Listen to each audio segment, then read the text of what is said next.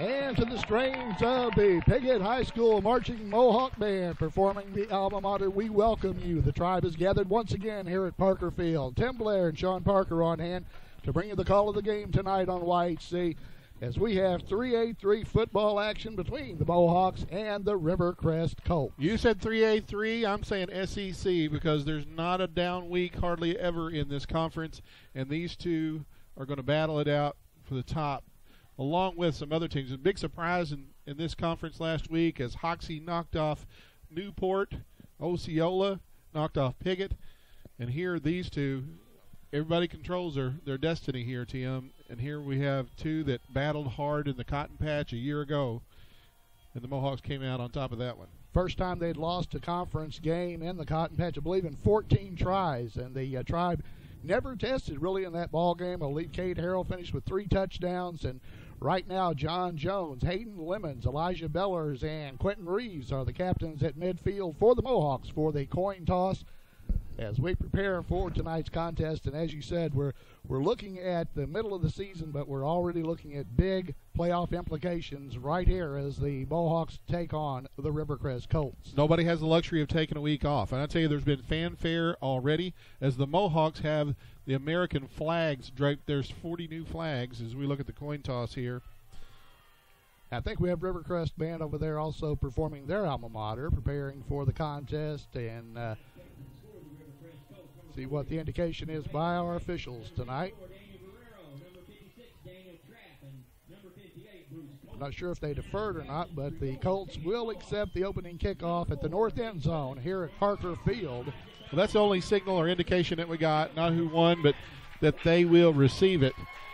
We had a lot going on this afternoon coming into this evening with the tailgating. Shady Grove Church was providing walking tacos. The FFA provided sandwiches. Piggott State Bank was out there. First Baptist was giving stuff away. First General Baptist was there, and like I said, the people came out. And it was the first time that we've had it down in the south end zone, which I think is a great addition down in the Pine Grove on the south end. Well, I got one word for you, Tim, shade. It was shady, and once the skeeters lay down out there, I think it'll be a lot better as well. But we're about ready for football as the Rivercrest Colts enter across the way.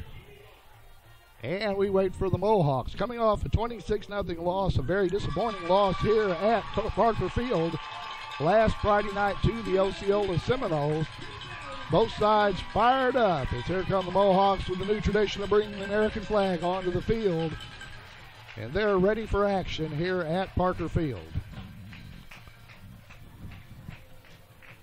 I don't know what more you could expect, Sean. Again, these two teams both coming in here with basically mirroring each other in records. The Mohawks with a less stout maybe opponents that they've played in their previous games leading up to the Osceola game.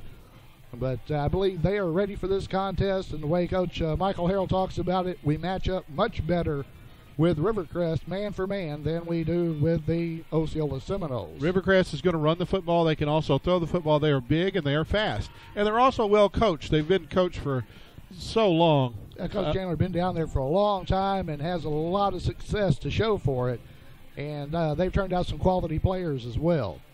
You know, a couple of years ago when Rivercrest was here on this field, we saw the all-time leading rusher in single season, wasn't it? Yeah, Cecil Langston, and en route to setting the new record for the state of Arkansas. I think he threw up about 231 yards on the Mohawks here in the win 2 years ago. And, of course, the Mohawks, they paid them back with a win down in the Cotton Patch last year. But that's history, and we're ready to put another one in the books. And Johnny Jones is set to tee it up, and there he goes, and it takes a bounce and is caught at the 20. A little bit of a knuckleballer straight up the middle, and good open field tackle by Cade Harrell on the ball carrier out there, number 4. Yeah, that's J.D. Wynn's. He's also their number 1 receiver. And he's a young kid, too. He's got this year and 2 more.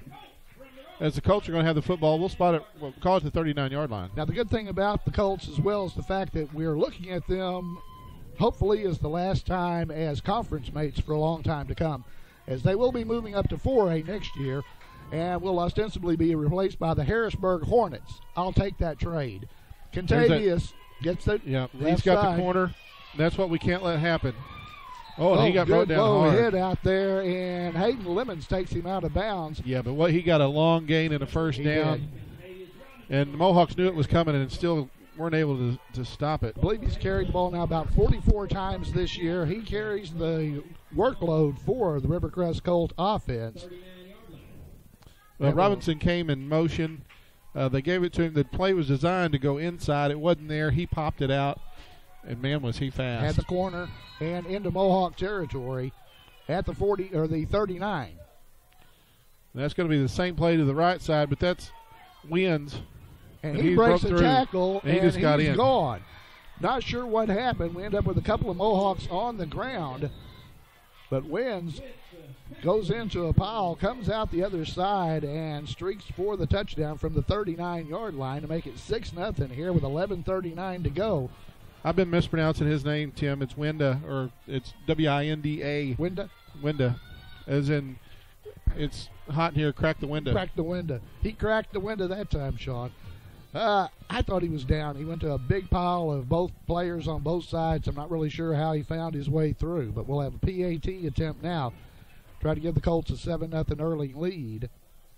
Almost blocked in there as good pressure was applied by Mason Tillman, I believe it was. But the kick is Teo good. Chirinos It's 7-0.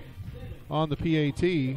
And just like that, at 11:39, the Colts are up 7-0.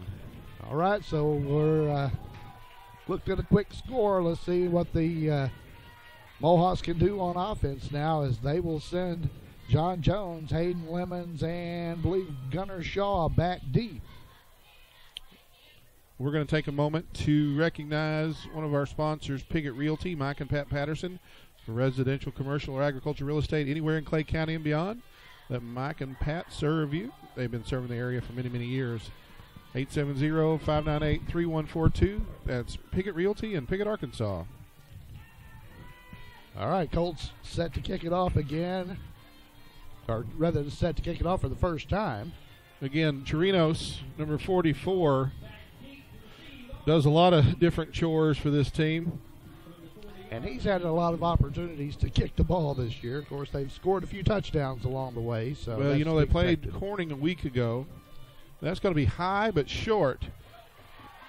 Down to one of the up men. I think it may be Harrell, and he's going to have about a 6-7 yard return. Yeah, it was two. Tillman. Tillman with the football out over the 35 at the 35-yard line. So let's see if the Mohawks can do what they want to do, even though they're playing from behind already, is get the football and keep the football, burn up a lot of time, take it down, and punch it in. Well, part of the Mohawk game plan is to keep the football, to win the time of possession and keep the football out of the Colts' hands. And that's a pop right up the middle, and just a couple on Johnny Football, John Jones. Let's see if they give him a yard or 2 yards. Double yard on the carry. He's going to bring up a 2nd and 9 for the Tribe. Well, if you look at the Colts, they'd only dropped one safety back, so that means they're going to throw up a front right here. They've got 6 people on the line of scrimmage, and you can call that 2 linebackers. It looks like a 6-2 stack from here. And that's Trey, and he is caught. He will barely get back to the line of scrimmage if he does. Colts in the backfield stifling the Mohawk offense on that carry, and it's going to be spotted, I believe, right at the line of scrimmage. They lost maybe a couple of inches, if anything, but they're going to call it no gain, 3rd and 9. Again, they normally run a 5-2. I'm sure that a lot of teams that are going to be facing the Mohawks saw the game tape from last week. They know what happened when Osceola stacked the box, and we're going to see that until we can beat it. That's caught in the backfield, too, and I couldn't see who the ball carrier was. Good job of fighting off the tackle and getting at least something out of it, but he was hitting the backfield. So it looks like Gunner was on the carry there for the Tribe. He leads the Mohawks in rushing this year around 330 yards or so, but that's going to bring up a 4th down a punting situation. Now, we were unsure if we would see Quentin Reeves because of he was forced to go through the concussion protocol last week, but it looks like we have him back, and he will punt the football, so he must have passed all the testing and met the criteria. So on 4th down, Boss going to punt it away. He got a good one. Not about punted to cover. Under the ball, beats the first man, beats the second, goes cross field.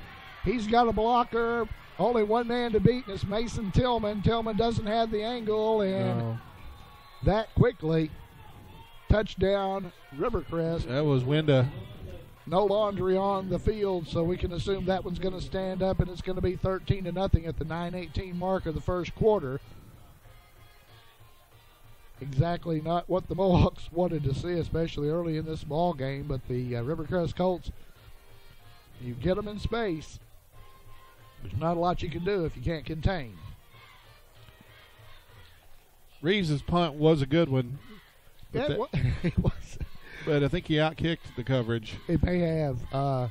There was a good lane up the left side, but once he got into space and cut back across field, there wasn't anybody out there at all, and he had the speed to take care of it. Well, they're going to be a little on both sides. Let's see what happens here.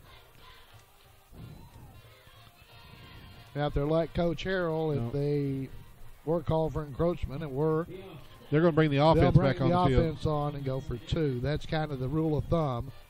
If you can cut that from the 2.5 yard to 1.25 yards, much more likely to go ahead and go for 2. Try to make this a 15-0 ball game. Of course, we'll be back here next week as the Newport Greyhounds come to town. I believe they're visiting Walnut Ridge, aren't they? That is correct. Yeah, they've got Walnut Ridge tonight. That should be an interesting ball game because Walnut Ridge lost their quarterback early last week and then proceeded to lose to Manila. Well, Walnut Ridge is visiting Newport down in Jackson County. And you know what? They stopped that. That was Tillman there defensively.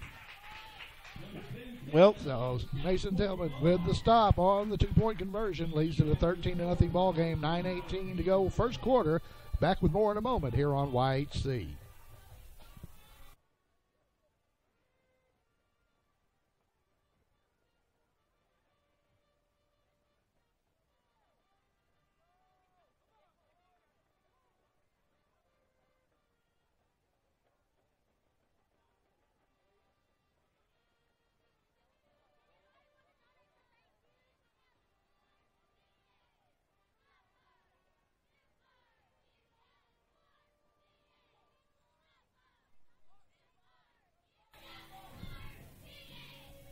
We're back at Parker Field where the Rivercrest Colts have struck quickly on the Piggott Mohawks, taking a 13-0 lead on a 39-yard touchdown run and then a 60-plus yard punt return by Wenda. Both. 2-point conversion, no good, thanks to a good play by Mason Tillman. Here's the ensuing kickoff, bubbled around, and it's going to be brought out. That is Johnny Jones. We're going to take a minute to acknowledge Pumpkin Hollow, thanks to Daryl and Ellen Dalton. It's that time of the year. The season opened on the 16th of September. And since 1993, it's the fall attraction that draws guests from all over the country. Animals, pumpkins, hay rides, gourds for kids, also corn mazes. Horton Hollow, Bubba's Butcher Barn, zombie paintball, and Forced to Fry It. They're at 671 County Road in Piggott, 598-3568. Or inquire at pumpkinhollow.com. That's right. It'll be very active this time of year, and finally feels. There we go. There we go. Going to be a foot race. That's Cade. Cade Harrell on the plate. Going to get caught. And he has run down from behind, but that's the thing, Tim. When you stack the box and you have 9 or 10 in the box, and you get through the first tier, there's nobody behind. That's it. And with Rivercrest, you're probably not always going to win the foot race, but the Mohawks get a big play here from Cade Harrell. He had all the way down to about the 26-yard line of the Colts. About a 47-yard pickup. So good run by Harrell. Gives the Mohawks some new life. And there's some confusion in the backfield. He's going to lose. Trey Gossett rolled out of there and looked like he was going on a bootleg. Either that or there was some confusion on the handoff, but he ended up having to eat it and lost a couple of yards in the process. That was a broken play, miscommunication in the backfield. And Gossett was just left hanging there. He was. A lot of white jerseys out in front of him when he rolled to his left. Did the smart thing, held on to the football. Of course, Rivercrest did what they should. They tried to stand him up and strip him. But he takes it to the turf, and it's 2nd and about 12. Stopped there by number 7 as he hits Jones right at the line of scrimmage there for the Colts, and it's going to be a short gain. Now he'll get back what Gossett lost. Yeah, it's still going to be 3rd and 10, but Maurice Williams, number 7, came up, and after Jones had already been stood up, he picked him up and dragged him to the ground. Mm-hmm. Now, football play is a football play, but don't celebrate on this field. That is a penalty in today's game. That's right. The rules have changed a little bit over the years. You can't, after a sack, you can't behave like Mark Gastineau. NFL allows it now, but Gossett back. Big got pressure. A man open. Got to pass up over the tail of the intended receiver. I think that was Bowers, number 13, that was out there. Or was that Jones? Was Jones. Jones 33. Bowers is down there on the sideline. Might have a little bit of a ankle issue down there. Doc Bowers is checking him out. I was just noticing that as that player snapped off over there. Well, that's going to bring up 4th down and 10 for Piggott. And really, this situation, not much reason to punt. A pass into the end zone would probably serve the same purpose. A big 4th down for the Tribe. Gossett's going to take a 5-step drop. He's going to be pressure, flushed. Shakes it, rolls to his right. Down, looks in the corner. Oh, there was interference. They went through him. That is not going to be called. Flags down there, but a no call in the corner of the end zone. They absolutely went through it. After it. It was Dylan Bellers down there in the corner for the Tribe. I made that call like I was the official. We'll go over on down. Well, sometimes we just got a really good view from up here, you know? Well, sometimes we don't. You can go for the ball. The defender has just as much right as the offensive player. However, you can't go through anybody to get to the football. That's why a lot of savvy wide receivers will just stop because the DB can't run over them. You're entitled to your space, kind of like basketball, that cylinder that exists around you. Well, there's a call, some kind. There's a flag behind the line of scrimmage, actually, and the Mohawks now are... Are we ever going to get an explanation? I think so. They're going to be racking up one against the Colts, and it is enough for a Mohawk 1st down. It's going to be close to a 1st and goal, but I think they did get I never saw an indication by the official of what the infraction was. I think there's a personal foul of some kind. I didn't see. Did the quarterback get hit late? Not sure. We're totally in the dark on this one, folks. Hopefully, that's the same as the turnover. Saw something.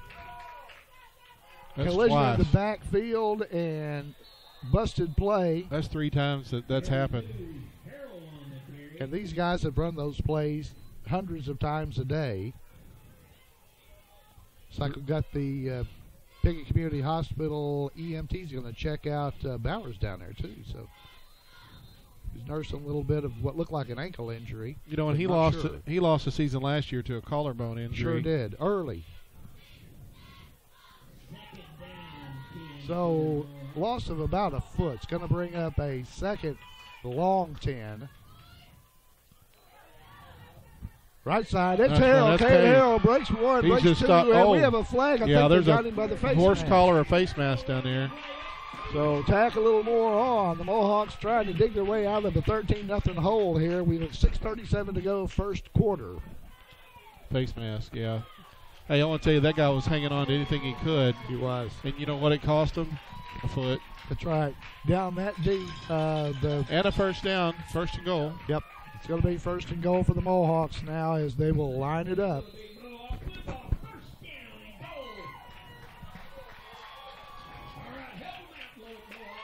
Straight That's ahead. a touchdown. So we have a flag on the far side. I think that there's an encroachment call against. Yeah, he's showing that it is against the Colts. They lined up in the neutral zone. Encroachment. So it's going to be half the distance to the goal. And still first and goal from, well, looks like about 1.5 feet over there now. Hard to get the angle. Same formation, the bunch formation. And straight ahead, they drive, and it is going to be no indication. There it is. Touchdown. That's Trey Gossett on the keeper. Junior quarterback Trey Gossett puts the Mohawks on the clock at 6:14 to go first quarter. Makes it a 13-6 ball game. I believe they'll probably go for 2. Gunnar Shaw coming into the ball game for Hayden Lemons. So looks like they'll be lining up to go for 2-point conversion. Try to cut it to a 5-point game. You'd think we played longer, Sean. It seems like this game's been going on for a while, as much action as we've had here early. Well, we are pretty deep in the first quarter. It's still in the first quarter here at Parker Field. Gossett turns. He's got a reverse going. It's going to be the halfback pass is picked off. Man, was he open. He was wide open. Oh, was he open. Can't advance it, so the 2-point conversion attempt is no good as Gunnar Shaw tried to hit Trey Gossett on the halfback pass to the quarterback, and it was no good. 13-6, 6:14 to go first quarter. You're watching Mohawk football on YHC.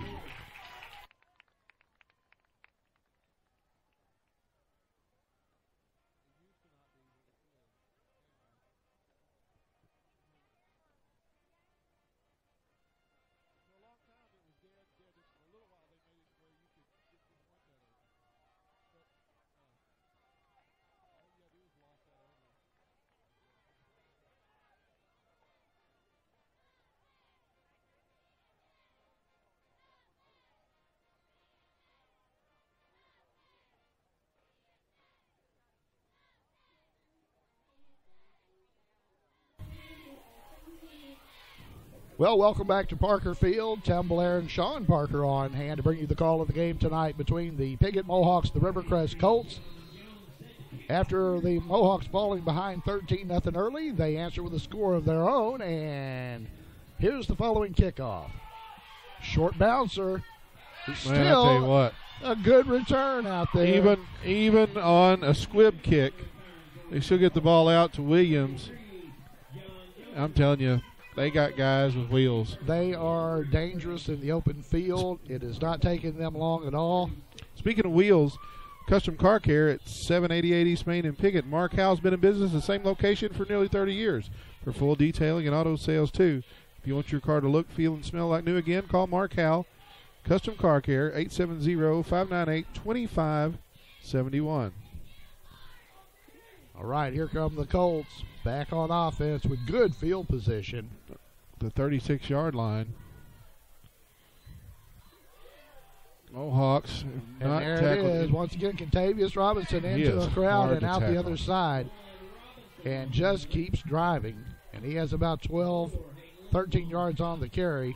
Lemons, I believe, was the guy that kept him from getting away. You know, he slowed him down, and Spencer Harden, number 1, drug him down.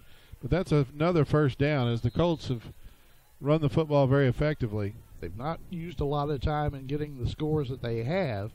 And they're already threatening again as we're inside the 6-minute mark of the first quarter. Pass across the middle too strong. But he knew that was coming over there against Harden, wasn't he? He was. Wenda was over there on the left side working against Spencer Harden. And the pass was just a little too long. Stops the clock at the 5:51 mark of the first. Tim, I wish that we knew more, but we don't. But Mohawk Junior Matt Bowers is being carted off. He's sitting on the bench with Dr. Mallard, but you know, for precautionary reasons, they're putting him on the stretcher and going to haul him off here. But we've got a timeout on the field. We'll take a timeout. You're watching Mohawk football on YHC TV.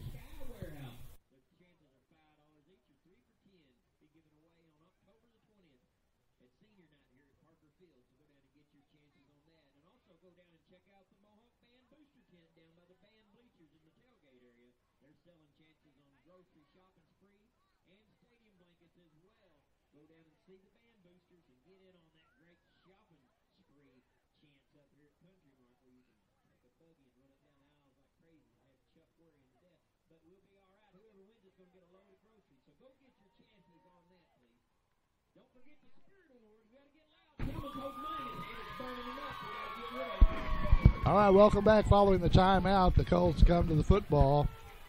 Wenda split wide left. He gets a little bit of attention out there. Got a man wide to the right as well, and single man in the backfield with those crazy wings. There is the There's handoff. Contavious Robinson into a crowd and out the other side for a gain of about 7. Well, and Nate might have turned an ankle or got kicked. That's 74 Nate Mallard as he is. Comes up rather gingerly, doesn't Yeah, he does, and we don't need that. No. Anchors that line between him and he has 40 some odd, or in the upper 30s, I believe, tackles this year. From a defensive tackle spot. Right, from a tackle spot, and right up there with those linebackers. They're going to pitch it back there, and he's cutting up inside. Oh, good job. That Somebody hurt. come in and took his pins out. Yeah, that was Gossett who came in. Yeah. He's going to be stopped short. It's going to be 4th down. We'll bring up a 4th down situation for the Rivercrest Colts at the 5-minute mark of the first quarter. They lead at 13-6 here at Parker Field in what may turn out to be a major shootout. Big 4th down play now. Single back, Brown Trying to out hard of the count. gun.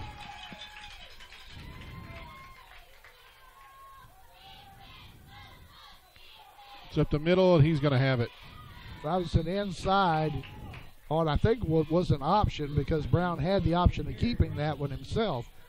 But it's going to be enough for the first down and very close to 1st and goal, just outside the 10-yard line. Well, by the time Cade Harrell was able to bring him down, he was across the line for the yardage he needed, and he fell forward anyway. So you got 1st and 10, spotting the ball somewhere near the 11. Man in motion, sets up on the wing, and they'll It's give it gonna be again to Robinson over that right side. And results about the same as he picks up about 5, looks like. So 2nd and 5 now for the Colts as they continue to put together a pretty good drive that started in good field position at the 36. So The Mohawks are going to thwart this Russian attack. They're going to have to get some penetration interior line. Exactly. And it hadn't happened yet. That's not it yet, but a good tackle there. Yeah. The Mohawks did a good job of stacking it up. Gossett came in and finished it off. Yeah, and Jones was there. But again, it's 3rd down, and this is a great situation for Rivercrest. 3rd down and a couple. They're on the 3. They need to get to the 1. Right. Yeah, they can pick up a first down without scoring easily. There, we've got a couple of football distance. 3rd down, Yeah, quarterback keeper. You know what? He's going to have a real close. Well, down there, we don't have an angle to see any of that, but they're going to stop the clock. Say it is. The official on the far sideline says 4th down. Nope, they're dropping the chains. First and goal. So the Colts will step back now, and a timeout called on the field. So the Colts are threatening at the 3:08 mark of the first quarter, already leading 13-6 here at Parker Field. We'll have more in a moment here on YHC.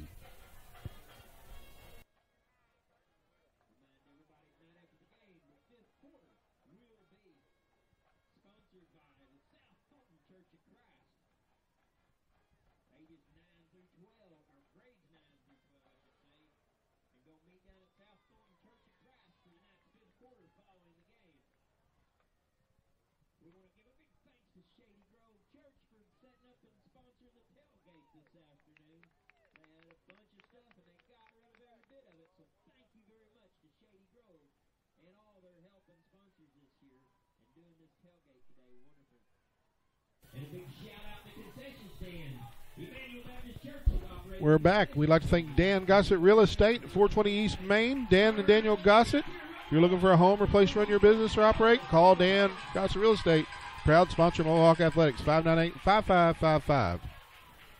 Brown brings them up on a 1st and goal from about the 2-foot mark. Quarterback keeper straight up the middle, and he is in. He didn't have to go far, and he falls over the back a couple of those big linemen, and they do have some big ones. Scores the touchdown to make it 19-6 here at the 3:05 mark of the first quarter of play. And they will once again line up to kick the PAT.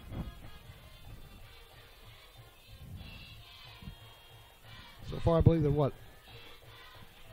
1 for 2? Well, no, they've only kicked one. Oh, that's right. And they went for 2 after a penalty against the Mohawks to give them half the distance. Right. Didn't make that one. Good pressure that time by the Tribe. It's into the band, which means it's good. Makes it 20-6 now. The Colts extend their lead here in the first quarter. Well, we knew it was going to be a handful, and so far the Mohawks have mounted one good drive, and we'll have an opportunity again here. Plenty of time left. 20-6 is the score as the Rivercrest Colts extend their lead here in the first quarter of play. And we need a big play here for sure.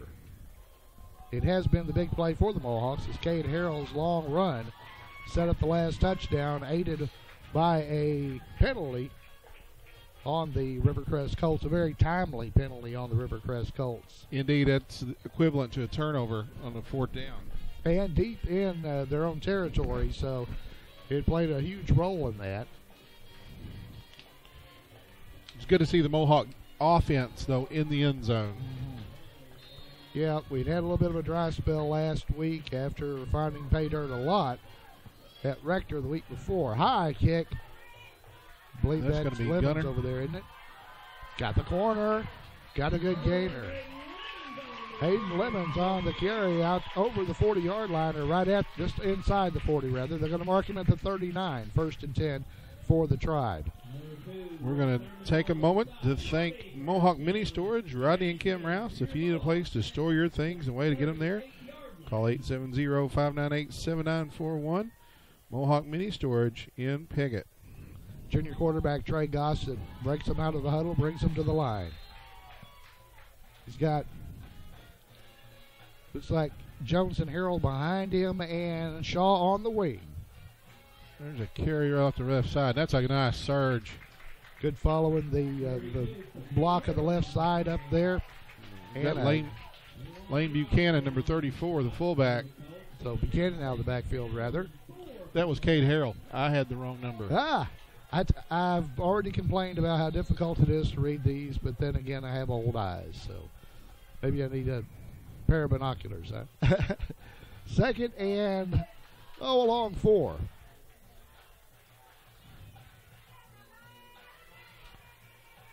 He's hit at the line of scrimmage that time, falls forward for a little bit of a gain, and bring up a 3rd and 3 for the Mohawks now. It does, and they're in the huddle. We're going to thank Van Winton and Clay County Abstract at 146 West 2nd and Piggott. They're true professionals for your real estate transactions, including title searches, title insurance, and closings. Contact Clay County Abstract on the square in Piggott, 870-598-5207. So we got 3rd and a long 2 here. We'll call it so long it's 3, right? That's right, almost. There we go, and he's got the corner, and that is close. It's Boy, real close. Good job of pinching down that time by the Colts, but it's going to be close to a 1st down. How close is that? Well, that spot is not favorable. The spot, and I think the crowd is letting him know too. Yeah, I don't think it'd do much good to stretch the chains, but they're going to do that anyway. But I really don't think that he got a very favorable spot. He's out there in the big P of the Piggott logo in the middle of Parker Field here. So they're going to bring him out. So stretch the chains and check it out. I don't think the home crowd's pleased with the spot, Tim. No, we do have a pretty good, maybe not quite as big as the crowd we had for homecoming, but a good crowd on hand tonight. This feels like football weather. That's one of the great things about it. When the temperature starts to get a bit cooler and it feels like football weather, you do get a lot more folks that want to come out to the games. Also, it's great to see a lot of folks down in the south end of the end zone down with the band. I know a lot of them are the band parents and such, but it's a great addition. The bleachers they put up down there for the Marching Mohawks, and we enjoy the work they do. They've got a great marching season underway. Well, the Mohawks are going to have 4th and inches with the football inside their territory, spotted at the 47. Gut check time. They need about 16 inches. And I don't know. More than likely you're going to see that. Cade Harrell straight ahead. It might have been Buchanan. Well, let's see if they got any better spot this they time. Got it. Yeah, he pushed the ball. Doing a good job that time. Devin Riley over there for the Mohawks. Yeah, the left side of that line. You know, Piggott Pharmacy's in town now. For the fastest, friendliest experience around, visit them on the square. They provide free local delivery, curbside service, competitive pricing, and prescription transfers, and a free vitamin program. Locally owned and operated. Piggott Pharmacy, where our patients are our family. That's right. Appreciate all those folks making it possible to bring you the Mohawk games. And here we go, 1st and 10 from midfield. Trap right up the middle, and that's Gunner fighting, isn't it? And I'll tell you what, he's not very heavy, but man, is he competitive. Got some push there, picked up about 3. Slow getting up off the bottom of the pile. A couple of the Colts there, really slow. And they gave him a very good spot on that one. We're going to call it 2nd and a long 6, close to 7 to go for the first down. Mohawks up quickly. Should be the last play of the quarter. Nice surge. Did you see that? That was that a great opened push up by the Mohawk line, and following is Cade Harrell, and he's going to be. Let's see where they spot the football as he fell forward. We have a flag, got a hold in the backfield. So good run by Cade Harrell, negated by a holding call. It'll still be 2nd down. And with the penalty, you're going to get another play here. Maybe. Let's see if they wind it. Yeah, they're going to go ahead and wind the clock. So Mohawks are going to have to hurry to get the play off before the quarter is over. I don't think they're going to have time. They've got, yep, they do. Get the snap off, but man, didn't do any good. Hitting the backfield is Cade Harrell. It's going to be a loss of another 1. It's going to bring up a 3rd down and 16, and that's the end of the quarter with our score. Rivercrest 20, the Mohawks 6. We'll have more in a moment here on YHC.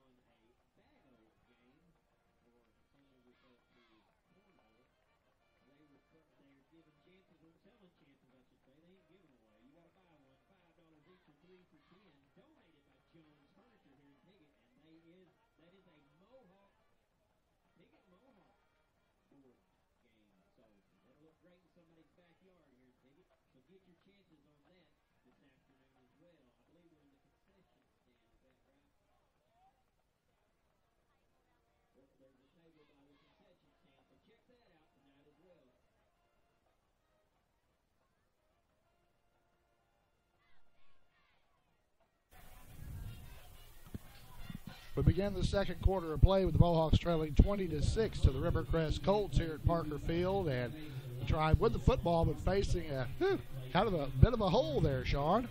Well, they are. You know, the Mohawk defense has given up a couple touchdowns, and a punt was returned for a touchdown. The Mohawks have been moving the football, but on this drive have had a couple of negative yardage plays that have pushed them out to 3rd and long. Let's see if Gossett back, and he is. Looks downfield, big pressure. Trey pulls, turns. Throws it up for grabs. One up for grabs, and it's going to be knocked down. Sandwiched out there was Quentin Reeves. And Trey absolutely got creamed. Did he? I was following the path of the ball, but he released it the last second. And that is going to be a 4th down situation now for the Mohawks. We'd like to thank Los Compadres Mexican Restaurant, offering the most authentic Mexican food in the area. Their classic entrees are made to order and delivered right to your table. Los Compadres has the fast, friendly service, and to-go orders and lunch specials are always available. There's no better place to gather with friends and family than Los Compadres Mexican Restaurant at 648 East Main in Piggott. I believe they have a dish named after Coach Sean Hearn, but I'm not sure what it's called. I think it's called the Coach. The Coach. That would make sense. It's either that or a big honking plate of food. You really want that much? I've had it. Have you? Huh?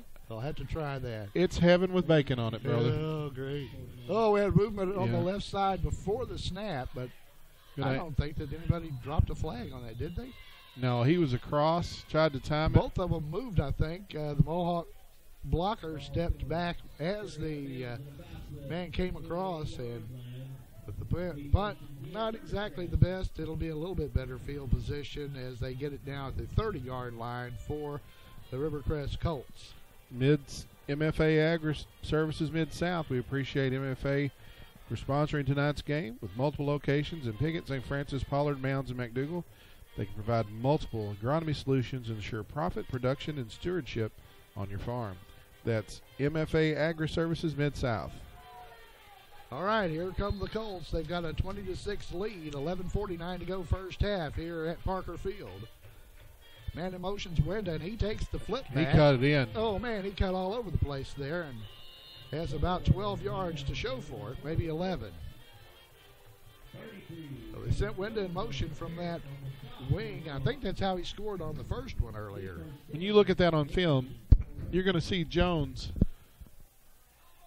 make the tackle, but my goodness, Wenda made 3 moves in the middle of traffic. Right. Could be first down for the Colts. Robinson's going to counter cutback. He's got good yardage. Left and then cuts back to the right. It's dropped by Harrell with help over there from Shaw and Jones. But it's another first down. They're knocking it off at about 11 yards a clip right now, 11, 12 yards a clip. And Mohawk cannot continue to give up those kinds of runs and stay in this ball game for any time. They're already dug a pretty good hole here in the first half.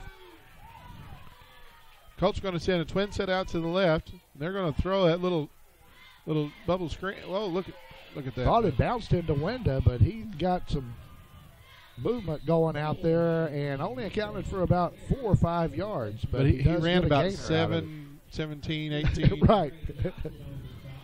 But the Mohawks did a good job that time of containing. They've got to use the sideline as their friend. They've got to take those guys to the sideline. Just like the baseline in basketball, when you run out of room, you run out of room. And this field is 50 yards wide. You got to take them wide. It's a little wider than that. A little bit wide. Sorry. There is that sweep around after the fake middle. There's one move. Robinson's got one man to beat and goes to the corner. He got in. Touchdown. Robinson wins the foot race. There's laundry on the field, but it's white, so it's not going to be any penalties to call that one back as he increases the lead by 20 points, 26-6. 10:26 mark of the first half. So the Colts have used the big play and have done a good job so far. They'll line up now for the PAT. So they might have some personnel issues, but with the shoe changes, they do not put up a 25-second clock, or they don't start it until the kicker actually gets ready. Yeah, Torino stayed on the sideline until it was time. He tacks it on. PAT's good, 27-6 now. The Rivercrest Colts leading the Piggott Mohawks here at Parker Field, and we'll have more coming up in a moment here on YHC.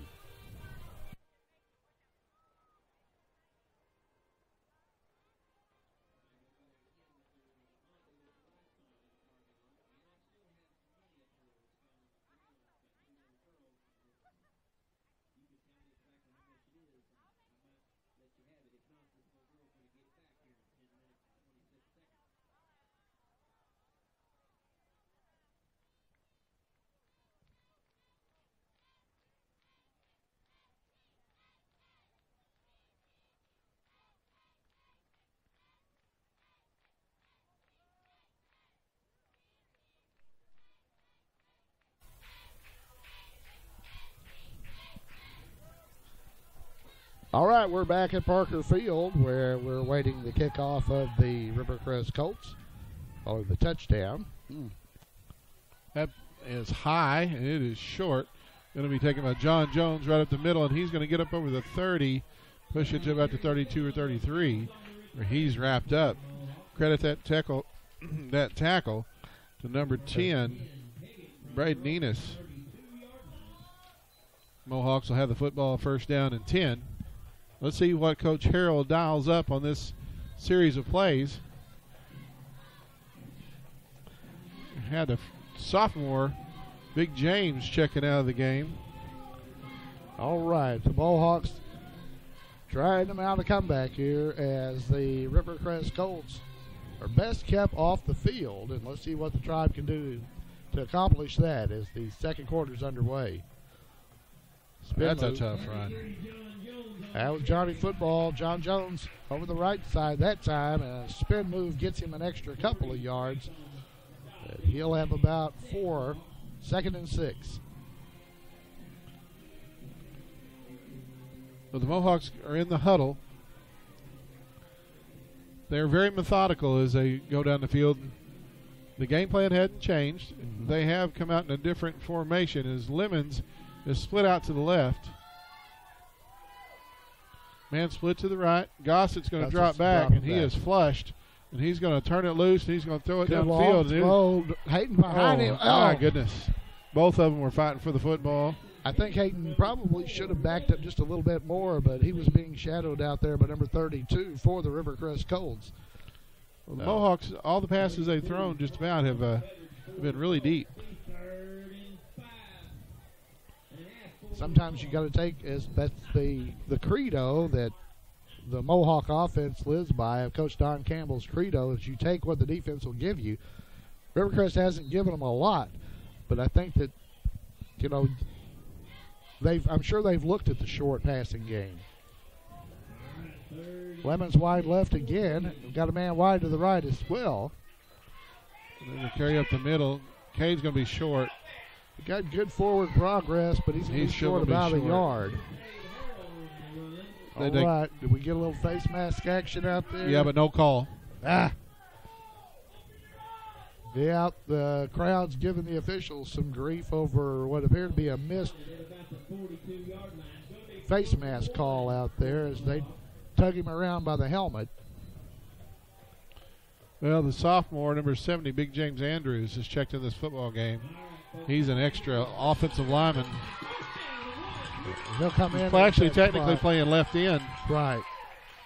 The jumbo set. There we go. Straight ahead. He's got Good gainer, and finally the whistle blows, but plenty.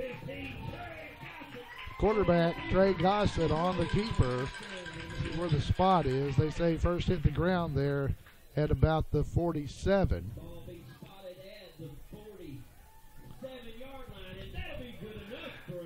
So the Tribe keeps the drive going, and that's something that's had some problems. They've already punted a couple of times and need to try to keep this one going, burn up a lot of this 9 minutes left till intermission, take it to the into the locker room and try to figure out a way to stop that Rivercrest offense. Well, the Mohawks have brought in an extra offensive lineman on that left side. You see Big James Andrews, number 70. I believe that's him. He's lining up at tight end. Normally we would have probably either Dylan Bellers or Quentin Reeves at the end spot or Bowers. Bowers plays there. And then, of course, he was taken away earlier. We don't really know why, but they were attending to his upper body. He did have a collarbone injury last year, so hated to see that injury maybe come back. Good push by the Mohawk offensive line. They moved some men that time. The pile moved out to the 45-yard line of the Colts. John Jones up off the bottom, and they're going to have to help 7 up off the bottom of that pile. Well, here's what happened.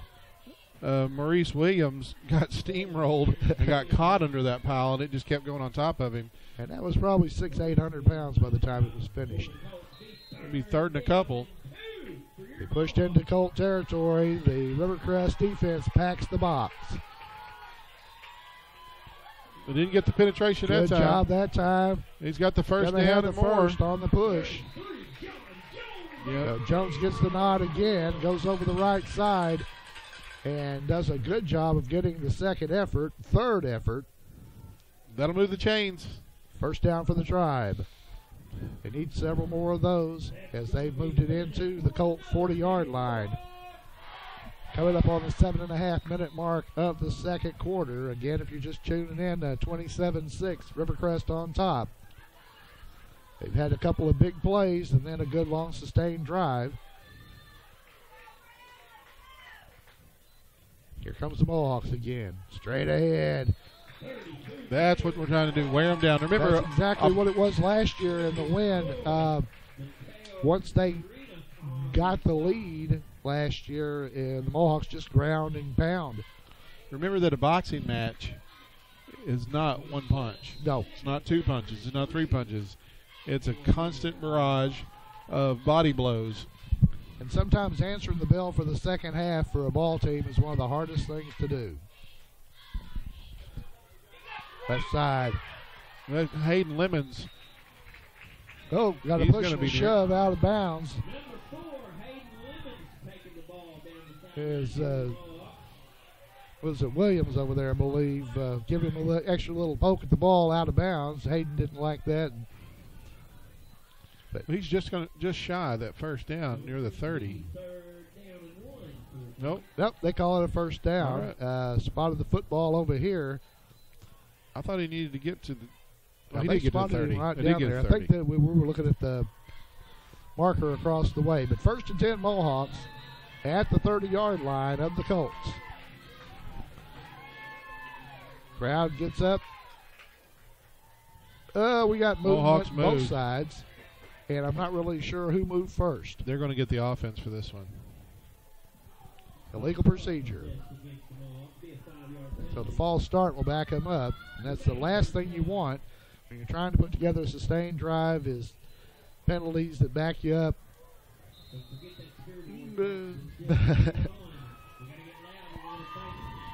Good crowd here tonight. Before the ball game, we had the ball dropped by the folks from Survival Flight, bringing attention to childhood cancer, the fight against childhood cancer tonight here at Parker Field. Gossett takes the snap, gets the first man. That's Harrell. He's going nowhere quick. 54 wrapped him up from the bottom of the pile. Bring up a second down and just about 15 to go. Inside of 15, about along 14 to go for the first. The Mohawks definitely don't want to give the ball back to the Colts here in the second quarter and give them an opportunity to knock off another big run. Well, the Mohawks had a pounding drive going. They still do. It's only second down. That procedure penalty did set them back a little bit, but they have went big. They went real big. 7 across the front. Gossett's going to keep it. He's got a block on the corner. He gets out of bounds. He's still going to pick up a bunch of that penalty yardage. Going to get down to 27. Going to be, 6 or 7 yards short? Yep, going to be about 7 yards short of the first down on third down now for the Mohawks. Went out of bounds. Clock stops at the 5:59 mark of the second quarter. Well, the Mohawks across the front are James Andrews, Luke Carpenter. Then at the guard, you got Luke Boyd. Alex Gibson snaps the football. Corey Fuller's next to him with Nate Mallard at right tackle, and right in is Dylan Bellers. They are big, and they're going. There's a gap. Oh, it closed in a hurry. Right going to be fourth down. Jones follows those blockers along that right side. Tillman was also in the ball game on that play. And Williams on the stop comes off the bottom of the pile, but it is a fourth down. Clock runs at the 5:40 mark. For a moment, that was open, and I thought was. Jones was going to. I think he probably had a little more room than he realized. Yeah, it did. It was one of those tackles that kind of came from below. And here's a big fourth down play for the Mohawks. 2 men in the backfield behind Gossett. Takes the snap, gives to the first man. I believe it's Harrell straight ahead, but he didn't get close. He was stacked up almost immediately. They filled the gaps, and the ball will go over on downs. So they unpile everybody, and Cade Harrell gets up off the bottom of that pile, but He came up about 2.5 yards, maybe a little over 2 yards short. The ball goes over on downs, too. That's where that procedure penalty, when you got exactly first that and 15. was the difference. So the Colts get another shot here with 5:14 to go in the first half. And Tim, remind me at the kickoff in the first half, the Mohawks received the football. So the Colts will get it to start the second half. This is really some of the worst field position they've started with. I mean, they're not starting at the 36 to 39 or whatever this time. So here comes Rivercrest. Well, that's Robinson in motion. Oh, there's a man that pops out out of the with hole. the football. What happened there? I'm not sure. Yeah, it looked like a controlled fumble, and I know that's not legal. But well, they stacked up. They had a pile of guys laying on top of Nate Mallard, and now there's a penalty flag. Jamaica Franks ended up with the football. It looked like the old guard around play or controlled fumble. Yeah, the fumble-rooski. So they call the penalty against Rivercrest, and they're going to back them up. But there were two guys, 74 and 54, I believe, that had Nate Mallard literally pinned. It looked like a wrestling move out there. So that'll back the Colts up. 1st and 15 now. That's going to come around the other side, and he's got a lane. James Robinson stood up. He's hit several times there. And he's going to be short of the first down, but it's going to be about an 8-yard carry there for Contavious Robinson. He's carried the ball over 50 times this year for the Rivercrest Colts. He's definitely their workhorse, and if you can wear him down as the game goes on, it can have a difference. Well, he just got 12 yards on first down on a simple little sweep play that he cut up the middle. It's almost like a weave. He comes into it and then looks for the gap, weaves through the gap. 2nd down. There it comes again. Oh, they fooled me. They didn't fool the Mohawks. They fooled me. I thought Wenda had it, but actually Brown, the quarterback, kept the football and was dropped back there. Dylan Bellers held his ground. He held his ground over right there. But like I said, they fooled me, but they didn't fool Dylan Bellers. Yeah. Oh, so that's going to bring up a 3rd down now for the Colts. And they're looking at about 8 to go for the first down. Brown out of the shotgun. Looks across the middle. He's got a man open. Just overshot him. He overshot the intended receiver. He was double teamed, but he was actually had a step on both of the defenders. So that's going to bring up a 4th down and an apparent punting situation for the Rivercrest Colts. And Coach Chandler's going to send the punting team out. Mohawks will drop, I believe it's Tillman back. That would be Gunner, Is number that Gunner 5. Shaw? Yeah, Gunner Shaw back standing at his own 33-yard line. He's expecting a good punt. So He keeps retreating to the 30. Mohawks cheating up, like they're going to put the pressure on. They peel off. And it's going to Relatively drop. short kick, came down right behind the Mohawk, and a good job of getting out of the way out there. So that's where the Tribe will take over 1st and 10 with 3:39 to go. First half, trailing 27-6 to the Rivercrest Colts. Mohawk football on YHC.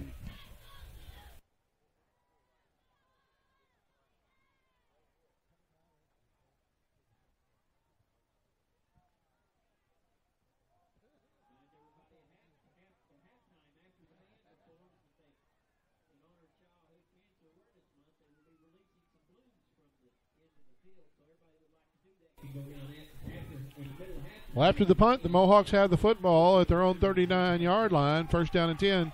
They come out again in that tight formation, 3 backs in the backfield.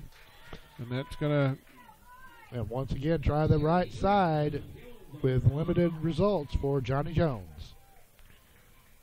There is a player down, but he's going to pop up. There's a little bit of a pile. We'll give Jones a couple. Actually, I tell you what, we're going to... Only about a couple of feet on that carry, actually. We mentioned that earlier they were promoting awareness of childhood cancer, the fight against childhood cancer, and do a little fundraiser here tonight. The cheerleaders with special T-shirts on. As the Mohawks fake little the middle, delay, give got it a to couple of Gunner blocks. Shaw, and Gunner took a delivered wallop that blow. out there. Gunner Shaw is going to have a gain of about 6. It's going to be short of the first down, as it's going to be a 3rd and 3. But again, pregame the honorary captains, I guess you say, Dayton Gilkison, his family, the families of Matthew Brown, and the families of Erica Rickman out at pregame here at Parker Field tonight as they bring awareness to childhood cancer. All right, a big 3rd down play for the Tribe at the 2:22 mark of the 2nd quarter. Full house backfield. Gossett to Jones. He's going to try to get around the outside, and he's cut down out there. He didn't get back to the line of scrimmage, Tim. It's going to be a loss. It'll be 4th down. As we're near the 2-minute mark on the 2nd quarter clock. The Colts with excellent outside speed. They're really hard to cut the corner on. That's something we found out about Osceola as well. They'll stack the box, and they've got good speed on the corners when you try to run your own jet sweep or what have you. That was not the jet sweep, but that was a sweep play that lost yardage for the Mohawks. 4th down now, a long 5. So, minute and a half to go here in the first half, and the Mohawks are gonna. Colts took a timeout. Colts took a timeout. I think they wanted to. They couldn't have saved much because the Mohawks had 5 seconds left on the play clock. But we'll keep it right here with a brief timeout as we remind you we'll be back here next week as the always tough Newport Greyhounds will be visiting Parker Field. The week after that, the Tribe will be on the road, visiting the Manila Lions. So the season doesn't really get any easier at this point. We face some opponents late in the season that might not put up quite a fight, but everybody's gotten tougher this year. So yeah, there are no gimmies in this conference. No, there's the resurgence of the Hoxie Mustangs as they pulled a surprise last week by defeating Newport. I don't think anybody had them picked, but they beat them 3 touchdowns. And, of course, they had hung 40 points on Cave City, 4A school, to wrap up non-conference play. All right, 4th down, minute 31 to go till intermission. Here's the Tribes, 4th down play. Gossett back. He's got a man, and he's open. It's a first down. First down for the Tribe. That was John Jones with the reception and run on 4th down. They'll stop the clock while they move the chains. It's like Osceola has a 20-0 second quarter lead over Corning. Not surprising. So Johnny did a good job of holding on to the football right there. Very good they job. Went for it. He has good hands. Rector is down 14-6 at the half against Salem at home. Not bad. They do have a chance there. That's a team that they can compete with. They can give them their best game. Shaw gets nothing on the dive over the left side that time for the Piggott Mohawks, and we're coming up on the 1 minute mark. Yeah, the good thing about it is you don't want to call a timeout here because if you get them calling timeout, they may have a chance for one more play. But it's only 2nd down. Only 2nd down. So the Mohawks still trying to get into the end zone again. Gossett back to pass. Pressure, shakes one man. He's just going to have to eat it. He did. He had to. He had 4 guys there on top of him. Couple of linebackers, and that will be a drop. Let's see if the Colts now decide they want to call a timeout, but we do have timeout on the field. Well, Newport came out angry tonight, and Walnut Ridge is paying the price as they're up 42-0 at the half. Well, we heard that Walnut Ridge had lost their starting quarterback last week, and they lost to Manila. So more troubles for them. Well, we got timeout on the field. We'll take a brief timeout. Be back with more in a moment here on YHC.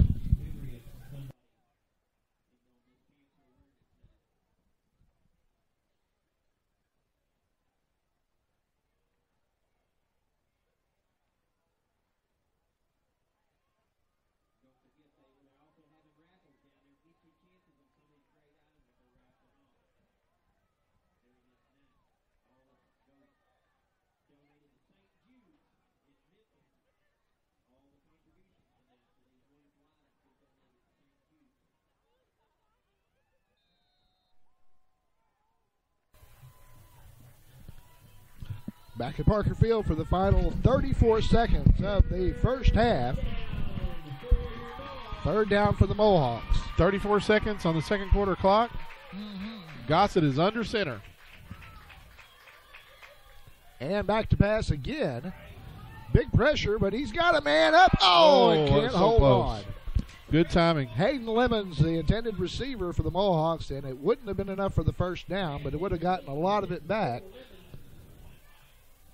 So clock stops at the 28-second mark here in the second quarter. Looks like one of the balloons got away early. They're going to be doing a balloon launch at halftime in recognition of childhood cancer awareness. Well, the Mohawks are sending the punting unit out on the field. Wise move with 28 seconds here. You really don't want to turn the ball over on your own 45-yard line, or even if you could get part of it, it's too far. And the Colts believe they're going to burn a timeout here. 28 seconds. It's been a explosive first half, I guess you'd say, Sean. The Rivercrest Colts, we knew that they could be explosive. They did it against such teams well as Paragould earlier in the year. Well, I think they scored 42 on them. So they do have an offense that can pull off the big play at any time. They're definitely one of the favorites. You're not really sure. Of course, they don't play Osceola until that's their big rivalry game. They'll play them in the final regular season game of the year. It's the big Mississippi County Showdown. And if anybody thinks that Piggott Corning or Piggott Rector is a big rivalry, they haven't been to a Rivercrest Osceola game. And, of course, now Osceola's new coach is a Rivercrest grad. They got a little bit more soap opera going on there. All right, fourth down. Quentin Reeves back to punt. Wenda is back deep, and then they got a man over here on the side. He's going to try to hit a line drive. Comes up there and is pinched right in front of the Mohawk bench. Well, that'll take a few seconds off and get us down to 19 seconds on the second quarter clock. So the Colts are going to have enough time for a couple of plays, and they're going to go ahead and come on out and set up the offense with 19 ticks on the clock here in the second quarter play here at Parker Field. Fairly good crowd also making the trip from Rivercrest. It's not an easy drive. It's a fairly long one. But they didn't bring quite as many people as Osceola did, I don't think, last week. But they've done a good job over there across the way and just about filling up the visitor bleachers and along the sideline. I just came from the Cotton Patch last night. That's right. We could talk about that a little bit, maybe a little bit later. Huh? I don't think we will. Wenda, good job out there. Open field tackle. I think it was Lemons. And that. Oh, Sky Wright. And Sky, one of the young players for the Mohawks, has been doing a good job. And Brown's going to take a knee. No, he's going to spike it with 1 second left. Stop the clock and get one more play. At the 1 second mark, they'll click off a down on the spike, but they're going to have one more chance at it. The Mohawks will go into prevent, but what do? You're on prevent with Rivercrest on just about every snap of the football. For some reason, the clock went, but that's not the official clock, so 1 second left. So here comes should be the final play of the first half. He's just going to throw it a long way. And there's lots of Mohawks down there, too. And they did just what they needed to and shadowed the intended receiver, Wenda. No good. Gossett knocked it away. They'll go to the halftime break with the Rivercrest Colts leading the Piggott Mohawks by a score of 27-6 here at Parker Field. Watching Mohawk football on YHC.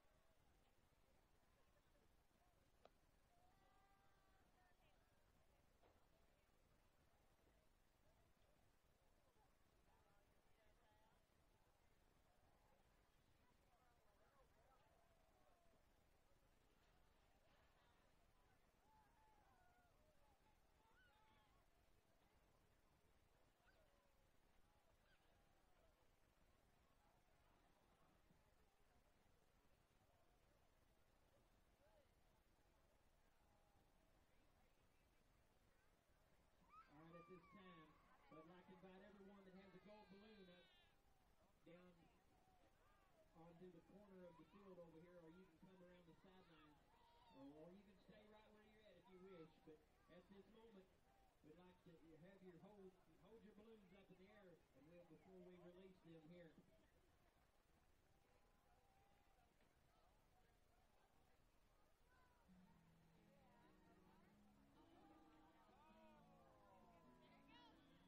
This balloon launch will be done in the memory of two precious lives in Piggott that were lost at such a young child, at a young age to childhood cancer.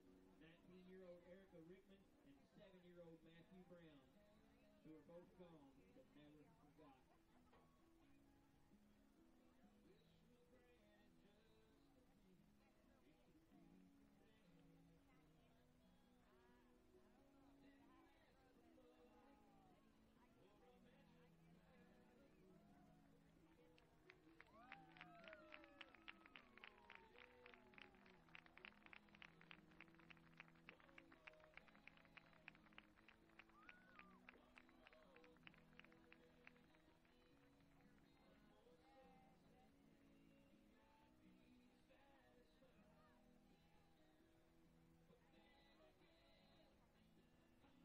Fitting tribute to two good people that we had here in Piggott that we lost. And thanks to everyone that's involved in this night, especially Miss Amanda Mahan for all her hard work in getting this done tonight. We appreciate everyone. We'd like to say a special thanks to some local business who donated some items today for this raffle that they're giving away. They'll be giving away some more items tonight. All the money from this will be donated to St. Jude's Children's Research Hospital.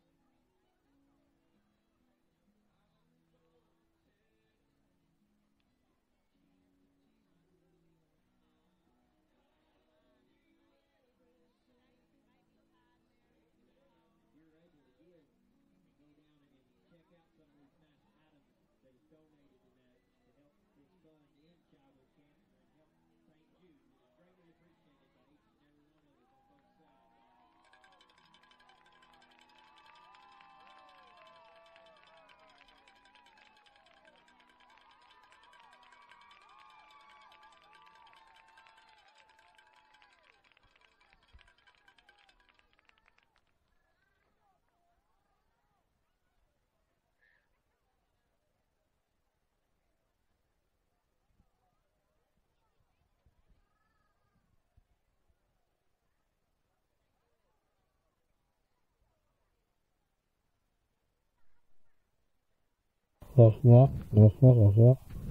Welcome back to Parker Field in Piggott, Arkansas. Tim Blair and Sean Parker on hand to bring you the call tonight as the Piggott Mohawks are taking on a very tough Rivercrest Colt team.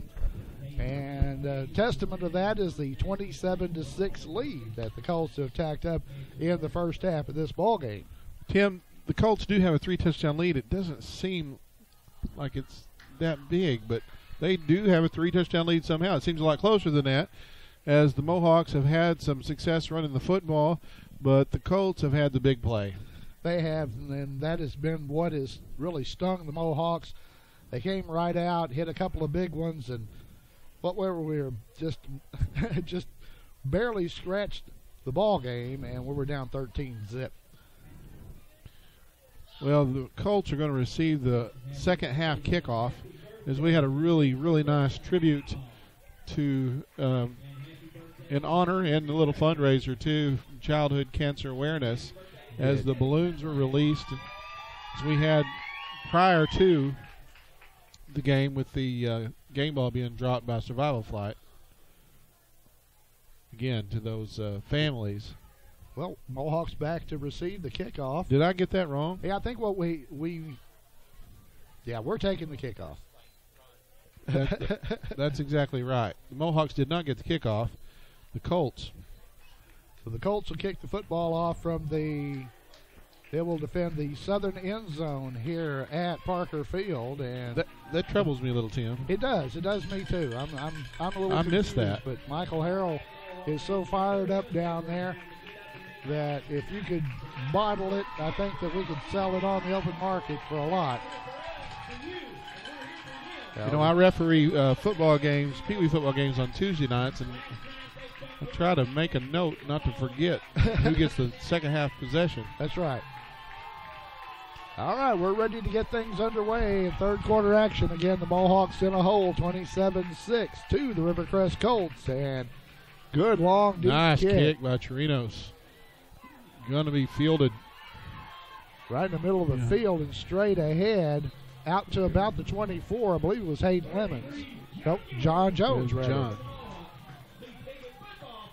So that's where the Tribe will take over first and 10. We've got promotional footballs flying into the crowd again, don't we? Is that what that was? It was. We saw some good arms displayed by the Mohawk Senior High cheerleaders. Saw a couple of them loft them all the way to the back row the other night. That's some distance. Well, I made a note incorrect, so the Mohawks do get the second half kickoff. And again, the Colts come up 6 men on the front with 2 linebackers in that 6-2. A nice little surge and that run right up the middle by Cade. So the Mohawks go right back to their bread and butter, following those interior linemen on the dive play. He's going to have 5. They're real close to it.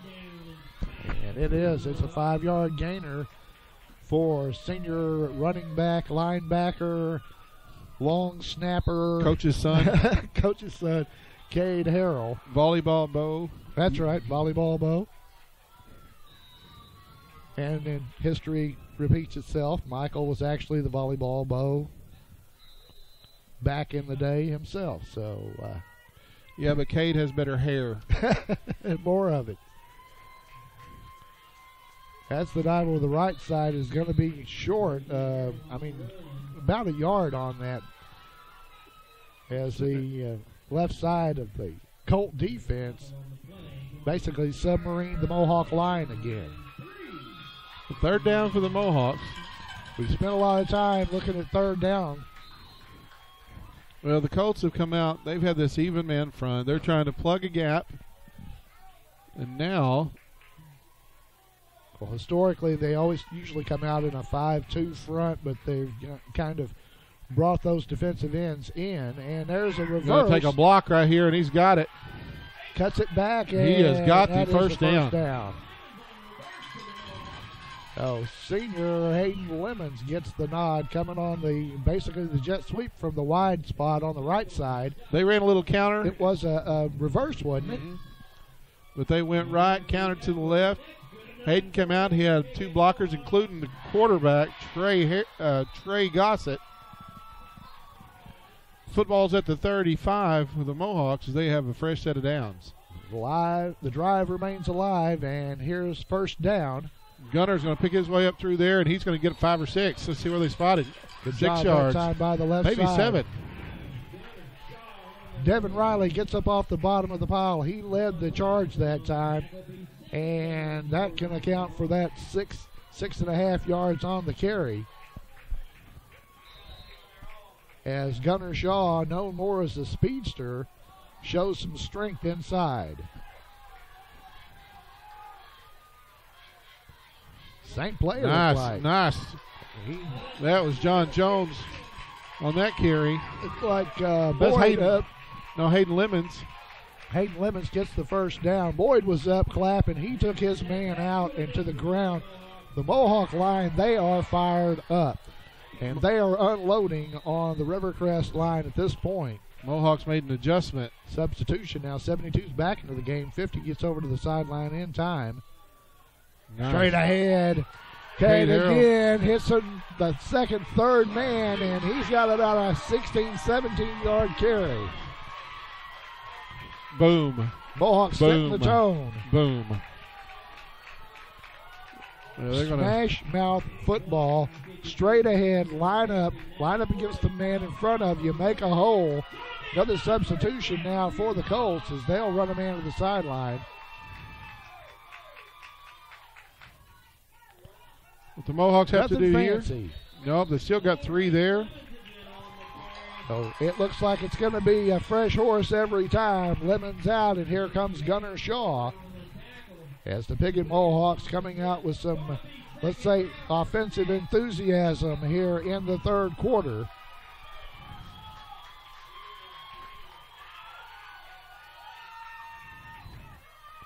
Nice. Shaw's going to get up over the 30. Gunner's going to be short by, looks like about 3 or 4 yards. That closer to 5. He's going to be short of the first down. Well, they didn't give him that spot that I was expecting, so they spotted at the 31. 7 really slow up off the ground there for the Colts, and the Mohawks are getting up there and putting some hits on the visitors from Rivercrest. Well, the Mohawks still have that extra tackle on the left side of that line. That's James Andrews. He's going to be a 3 yards short. Black Harrell's going to be stacked up at about the 29-yard line. Let's see where they give him progress. But yeah, you're right. Right about the 29. The Mohawks facing another 4th down. They've turned it over on downs, and they've picked up a conversion. So let's see what they can do here. Crowd gets behind them here at Parker Field. Gossett gave it to the first man through. He's short. And he was stacked up. Faked on the keep.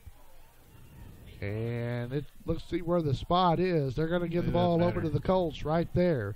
As little or no gain. He got inside the 20 at about the 19. And that's where Rivercrest will take over, make it the 18-yard line. Oh, check that. 28. I'm all the way out to the, let's make that the 28-yard line. And that's where the Colts will take over 1st and 10 at the 7:51 mark of the 3rd quarter. So the Mohawk drive stumbles, sputters, ball goes over on downs after what looked like some good execution. Robinson. There, Mohawks have that bottled up. Good job that time to contain Contavious Robinson. Well, Nate Mallard had him around celebrating that one. Had him around the legs.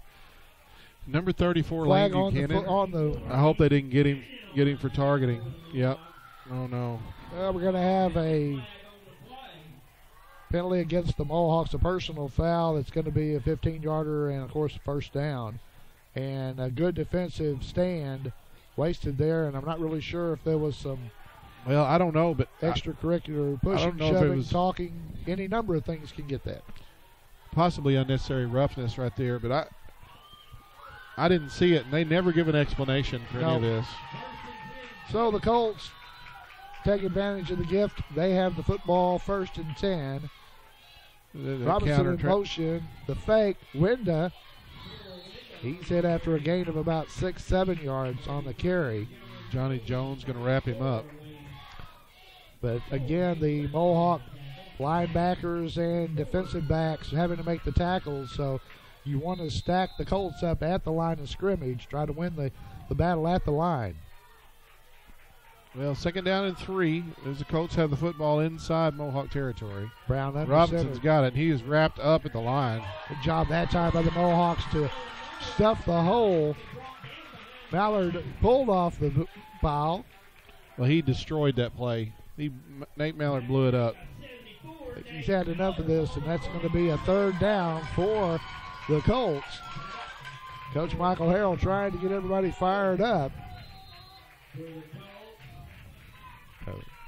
Key 3rd down play here. That double team came down on Nate that time, and he split it and just interrupted the timing and made the play. Showing why, and timeout's going to have to be called by the Colts, so they'll burn a timeout here with 6:31 to go in the 3rd. They lead the Mohawks 27-6. It's a big 3rd down play. We'll be back with more in a moment here on YHC.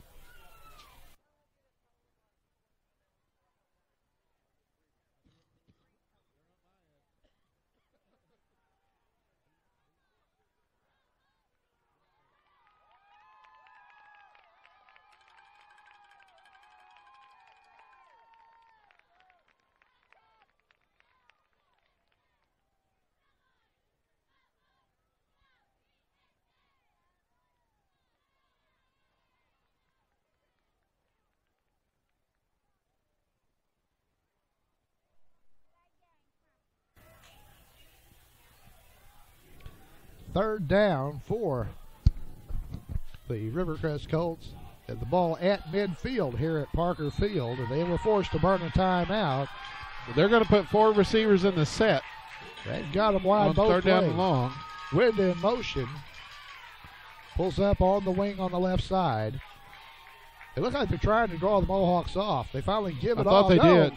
Brown keeps it, flips it out on the left side. Yeah, he's and got it. He is very close to the first down. If they might call it just a little bit short, according to the spot that I see. Well, no, they're going to give it to him. He's right on the line. First down. Brown kept the ball, rolled to his left, and then I'm not sure if it was a push pass. He threw basically a lateral because it was parallel to the line of scrimmage.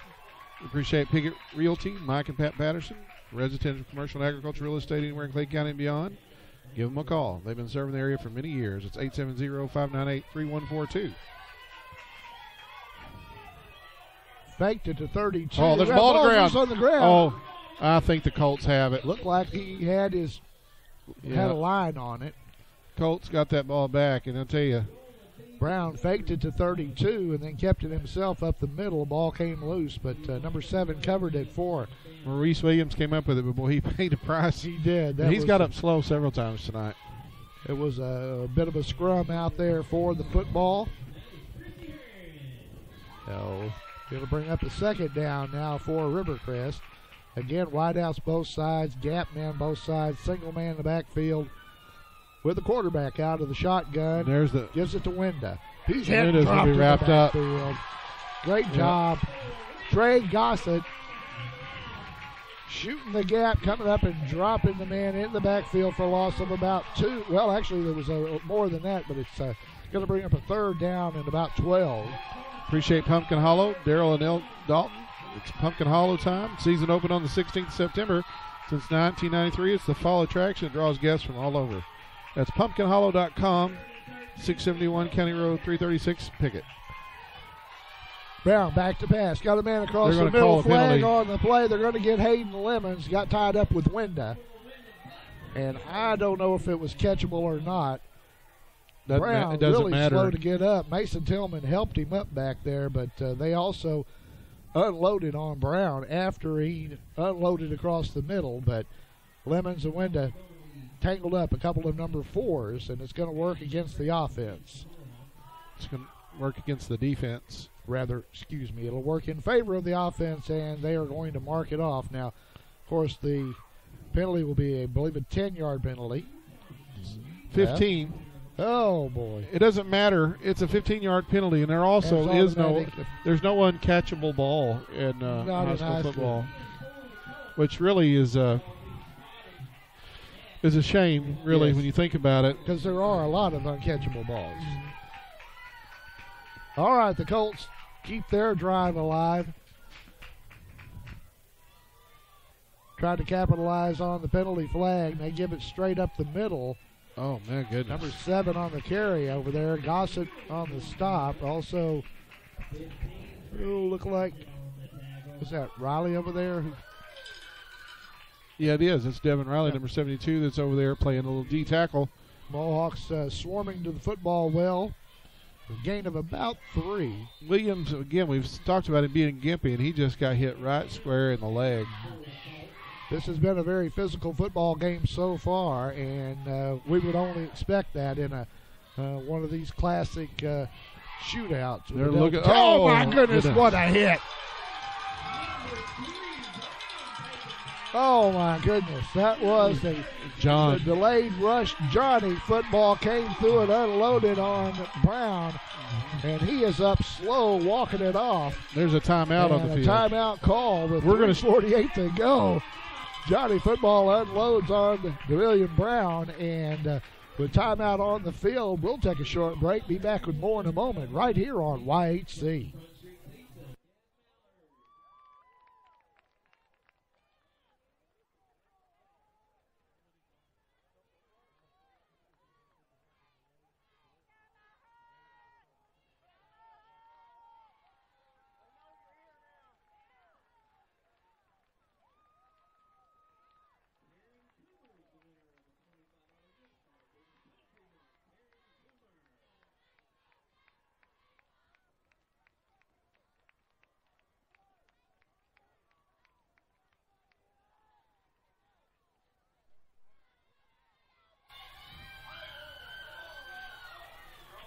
We're back here with 3:48 to go in the third quarter of play. The Piggott Mohawks trailing the Rivercrest Colts in a very key third down play here for Rivercrest.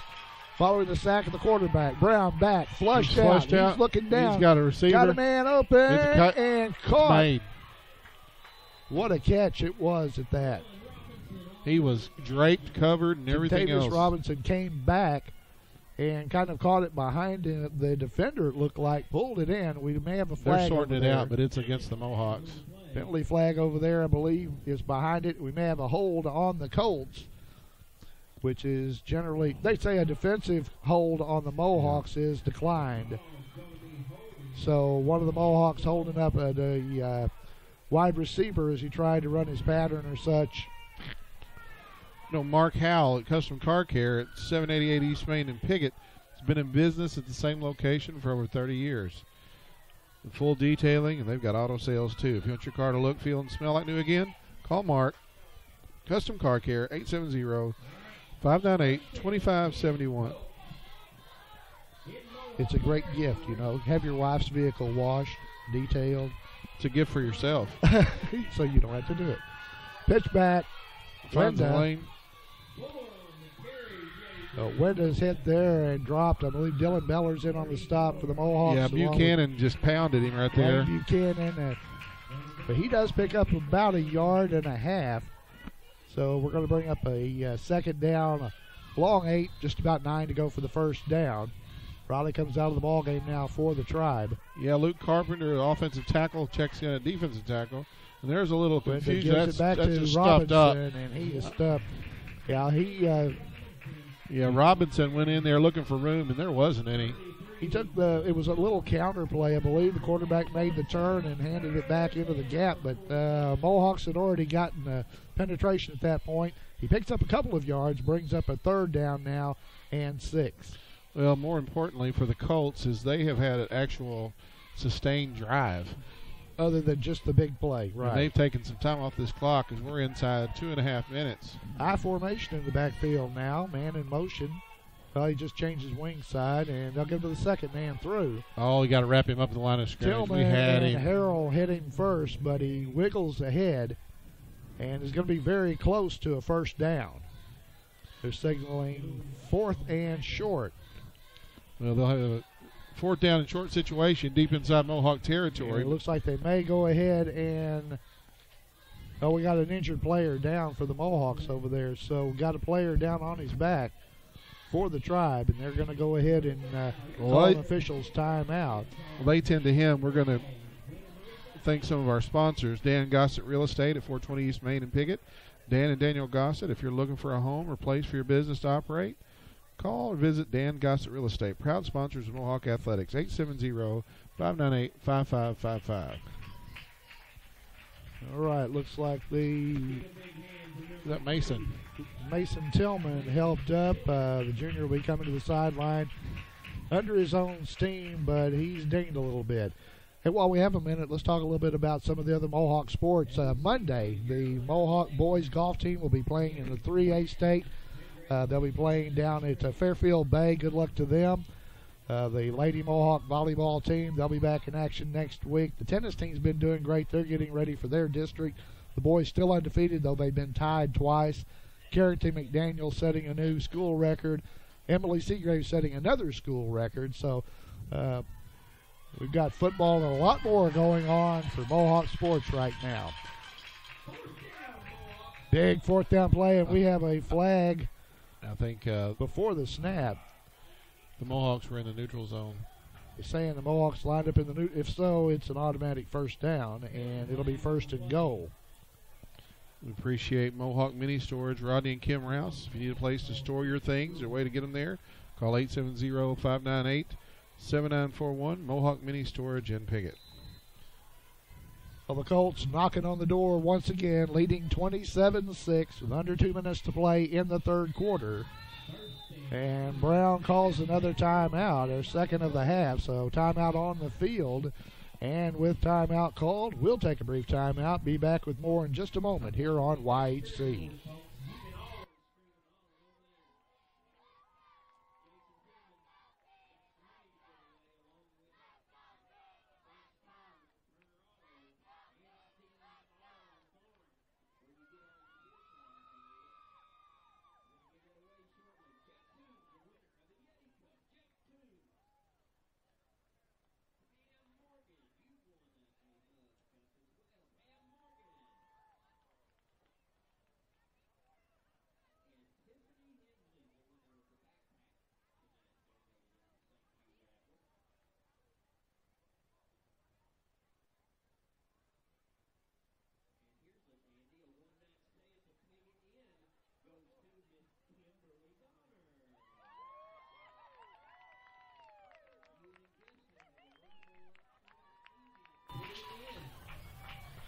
Welcome back to Parker Field. The Colts burn a timeout, but they are knocking on the door. They've got a 1st and goal inside the Mohawk 5-yard line, or about the 3. Tim Blair and Sean Parker here to bring you the call of the game tonight in 3A3 football action. Brown takes the snap. He gives it off. He's looking for the corner, and he's got it. And that's going to be Contavious Robinson doing what he does and scoring another touchdown as they extend the lead to 33-6. The lone Mohawk touchdown came on an excellent drive that was really sparked by a long Cade Harrell run. Colts will line up again to kick the PAT. Kicker gets the kicking shoe on. Now they don't roll the play clock until the kicker is ready. Steps back, and good pressure that time, but the kick is up and good to extend the lead to 34-6. 34-6, the Colts on top here. We've got under 2 minutes to play in the third quarter. We'll take another brief timeout. Be back with more in a moment here on YHC. Where's Manila?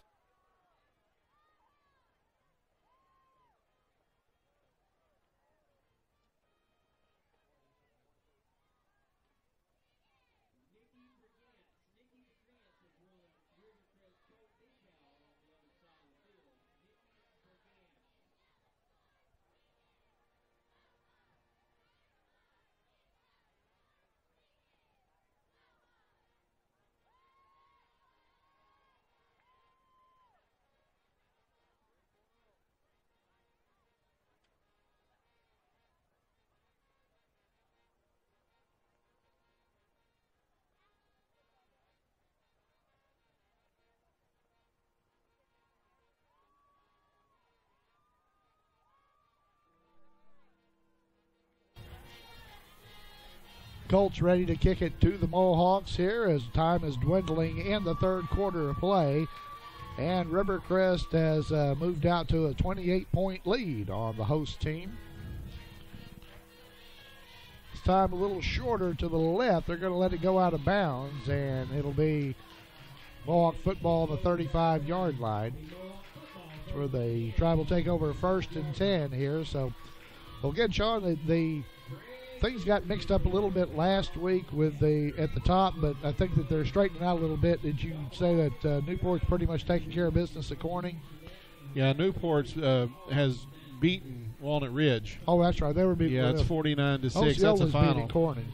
Osceola's got a 43-0 lead over Corning. We haven't got a report on the Hoxie and Manila game, but that's the games in the conference.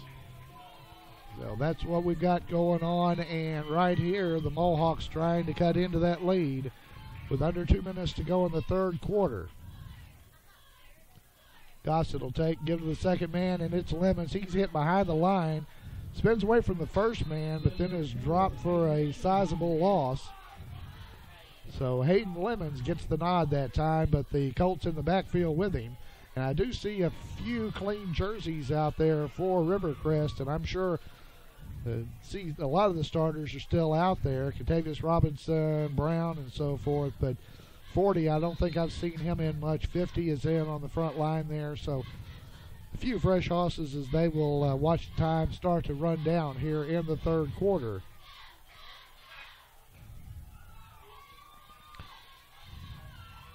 Gossett's still got the ball. He's going to get another loss. It looks like we have another Mohawk limping down there, and that looks like it's Dylan Bellers this time. He had an ankle problem a little bit earlier in the season, played through it pretty much, but a couple weeks ago he dinged the shoulder up too. Mm-hmm. So he's down on the sideline receiving attention from Doc Mallard, Coach Sean Hearn. He'll take care of him down there, and see if the Mohawks can't do something about this drive. They've fallen back to a third down now and about 18 yards to go for the first. So a key third down play here, probably be the last play of the quarter. Good chance of that. Gossett back, has a man, hits him in the flat, stays on his feet, and Still going to be 10 yards short. Going to be short of the first down and bring up a fourth down, but that was, I believe, Hayden Lemons on the catch and run. So that's going to bring up a fourth down, and that's going to be the end of the quarter as time expires here in the third. We got Clay County Abstract at 146 West 2nd Piggott, 870-598-5207. Van Witten and his staff are true professionals for all your real estate transactions, including title searches, title insurance and closings. Contact Clay County Abstract on the square in Piggott, 870-598-5207. And also in between, before we start the first quarter, we got Piggott Pharmacy helping to bring you Mohawk football on YHC-TV for the fastest, friendliest experience around. Visit them on the square. They provide free local delivery, curbside service, competitive pricing, easy prescription transfers, and a free vitamin program. Locally owned and operated, Piggott Pharmacy, where our patients are our family. Ready to start the fourth quarter of play here at Parker Field. The Mohawks, they got in a hole early. They got down 13-0 before this game was really even started good and tried to battle back, but the Rivercrest Colts, it came in a little irritated, I think, by losing that game last year down in the Cotton Patch. Those kids, a lot of those kids are back out there now. They have a bit of a new resolve, and it's going to be likely that that last game of the season between them and Osceola could determine the championship this year. Some confusion as they have some new DBs in the ball game, and they moved around. The Mohawks break the backfield. They give it to Gunner Shaw on the sweep. Gunner's going to come back up to the line of scrimmage, but not a lot more. No, the Mohawks are going to turn the ball over on downs. Again, inside Colt territory. We're going to take a moment and express our gratitude to the Los Compadres Mexican Restaurant, offering the most authentic Mexican food in the area. Their classic entrees are made to order and delivered right to your table. Los Compadres always has fast and friendly service and to-go orders. Lunch specials are always available. There's no better place to gather with friends and family than Los Compadres Mexican Restaurant at 648 East Main in Piggott. All right, Colts going back on offense, and it looks like most of their starters still out there. Brown still at quarterback. Contavious Robinson behind him. Williams is in the backfield. 9 is out here split wide left. I haven't seen him, I don't think. That was Logan Allman checking into game number 87, and he makes a tackle. Allman on the tackle of Contavious Robinson, and not a lot of people have tackled him this evening. He's kind of enjoyed another good evening. He's had a lot of success this year, and you can see why. They do a good job with their blocking schemes. Well, for his effort, Logan Allman checks out. Got his name called. It's going to bring up a second down now. Yeah, long 4, close to 5 to go for the first.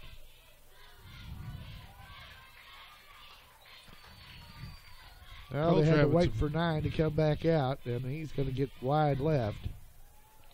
Some personnel issues here. Now subs coming in, and There's to keep nice that time on that, it's that option. Brown has the option of giving it to Robinson or keeping it in. This time he keeps it. Well, he's out of bounds near the 10, I'd say the 11-yard line. He had a good run that time around the left side. Shaw was out there and battling. Finally got him bumped out of bounds, but another gainer, as you said, right down to about the 10-yard line. And that's where the Colts will have it 1st and 10. Because we're early in the fourth quarter of play.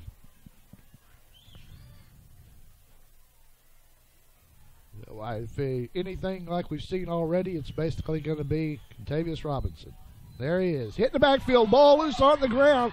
Mohawks are going to head. Now the ball's still loose. Boy, it was keep squirting around. And they say Mohawk football knocked loose from Robinson. Who's going to get up with the football? I think it's Lemons. Oh, Dylan Bellers. I thought Dylan Bellers was over on the sideline, but apparently Dylan No, he got back in the game. got back in the game, got a pop, and the ball comes loose. The Mohawks get the football back at the 10:57 mark of the fourth quarter. Well, the Mohawks are accustomed to huddling between every play, Yes. and here we are inside 11 minutes. You're down 4 scores. That's not No, not something that you can afford to do. The dead tee offense we run, or the flex tee, is not really a hurry up. It's a ball control offense. There's a hit behind the line of scrimmage. Jones, I believe, hit in the backfield that time, and Wenda, he just cut him down. Wenda is one of their number one receivers, also has quite a bit of their rushing yardage and quite a few tackles. They don't really feature a lot of star players, but they have several that are very good. And as you said, clock is not our friend as we're inside of 10.5 minutes to play. Second and a long 9.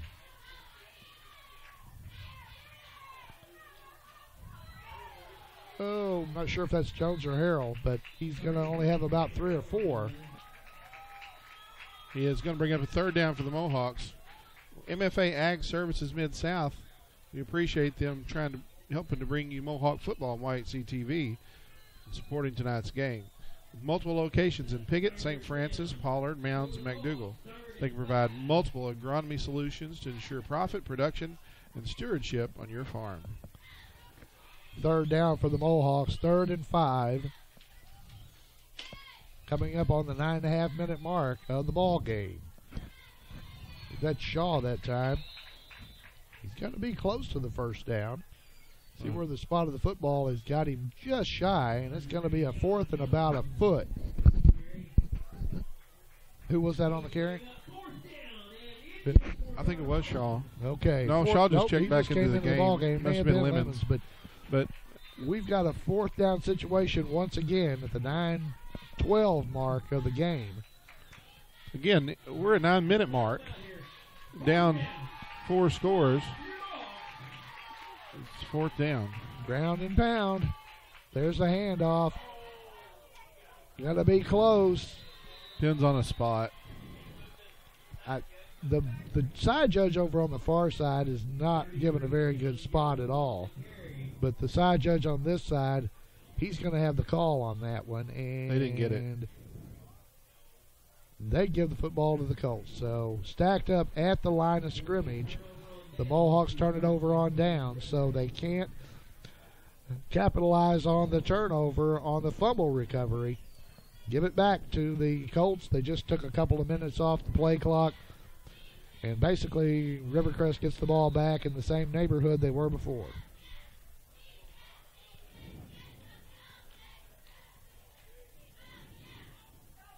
Now the shotgun. Brown with the keeper there again. He's got that option play. He stuck it into Robinson's gut, pulled it right back out, and ran it to pay dirt for the touchdown. So Des Moines Brown with the touchdown extends the lead to 40-6 for the Rivercrest Colts. They're going to line up to kick the PAT once again, and they've been successful on that tonight.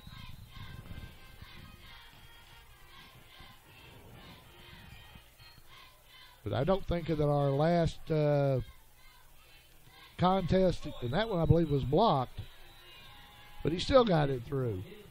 Looked like they got a hand on it, still got it through, but anyhow, that's the 41st point for the Rivercrest Colts. They have a 41-6 lead, 8:46 to go in the ball game. Back with more in a moment here on YHC.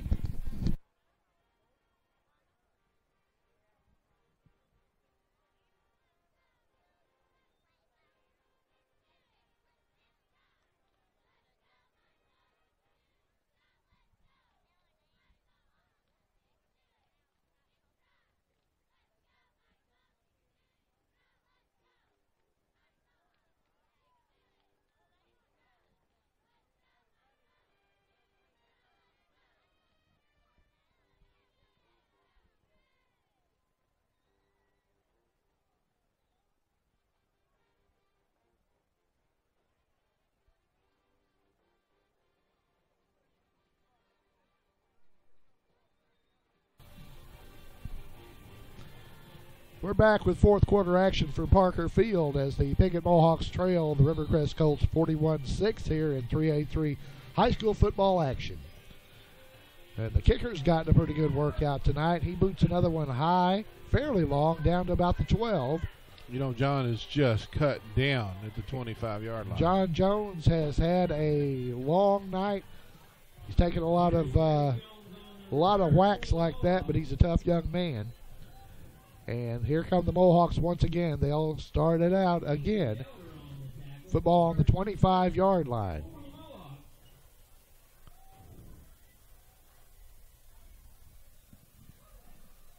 And your tour of the Delta continues next week, right?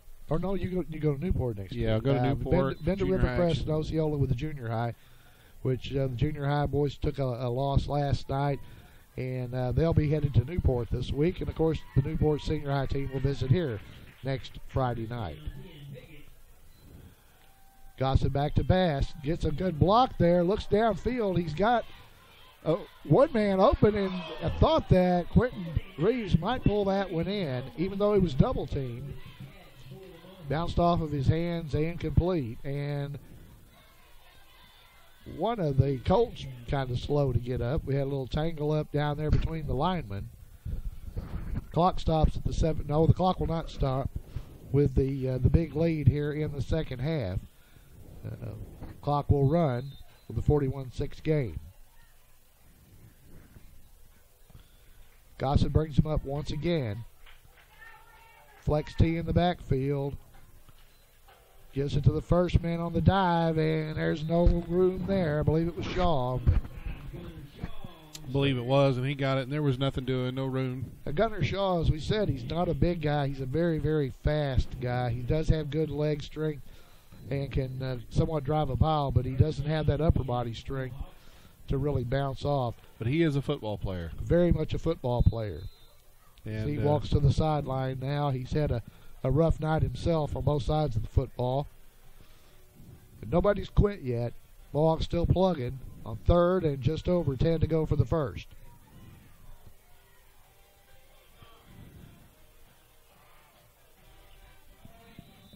Dive over the right side that time is going to be a short gainer. It's going to bring up fourth down as Rivercrest has played their subs here on this series on defense for the exception of a couple. John Jones on the carry. On fourth down now, with the 6-minute mark of the ball game, I'm not really sure what you do at this point. If I was the head coach, I'm thinking, okay, you go for it, go for the first down.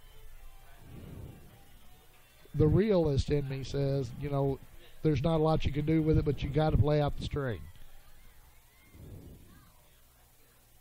Gossett fakes to the first man, gives to the second man through, but it's a short gainer, and the ball will go over on downs at the 30-yard line back to the Rivercrest Colts. The clock running, under 5.5 minutes to play in the contest. Again, we want to offer best of luck to the Mohawk golf team. They'll be headed out to Fairfield Bay Monday. Coach Alan Rabjohn and the members of the golf team have had an excellent season. They came in second to a very tough Manila team in the district, and as district runner-ups, they get to go to state. Good luck to them. So the clock running, under 5 to play. That's a repeat appearance in the state tournament for the Mohawk boys golf team. It's one of the areas that we've had some really good success. Of course, the tennis team, the boys tennis team, as we mentioned earlier, still undefeated. They've had a couple of ties, but they're still undefeated, and we should we've got that district as well. Not sure what the situation is. They've sent, might be blood on the uniform. I'm not really sure what the deal is, but we've had a couple of substitutions. Looks like he had an equipment issue with his helmet. Okay, 33 was sent back to the sideline. We have pretty much a fresh bunch, except for Brown at quarterback. Carry straight up the middle. And they give it off to one of the subs, and he's going to carry it to pay dirt. Number 40 gets an opportunity here and makes the most of it. So let's call his name. Jamaica Franks. Oh, that's Jamaica Franks, okay. Franks with the carry. It's going to extend the lead to 47-6. And when it rains, it pours, but the clock continues to run at the 3:45 mark. And again, what we're going to need now going forward is some of these teams to beat each other. We've already gotten some of that with Hoxie helping out against Newport, and if everybody can kind of take care of each other, as 15 now will try the PAT. And he kicks it into the Marching Mohawk band for the point after, makes it 48-6. Very seldom do you see a substitute kicker, but that was Riley Jones, number 15, getting in the scoring column. Well, we'll take one more break and then be back to wrap it up here in a few moments. You're watching Mohawk football on YHC.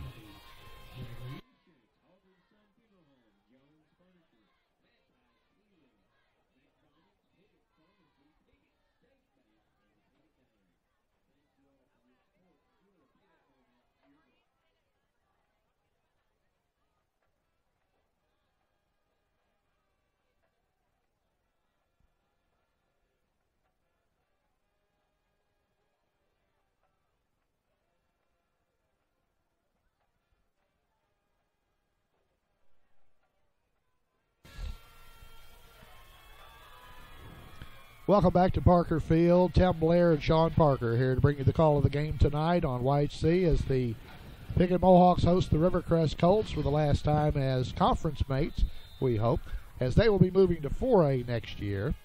But the Colts taking advantage of the situation. We mentioned earlier that when the Tribe beat them down and the Cotton Patch last year, it was the first time they'd lost a conference game at home in 14 tries.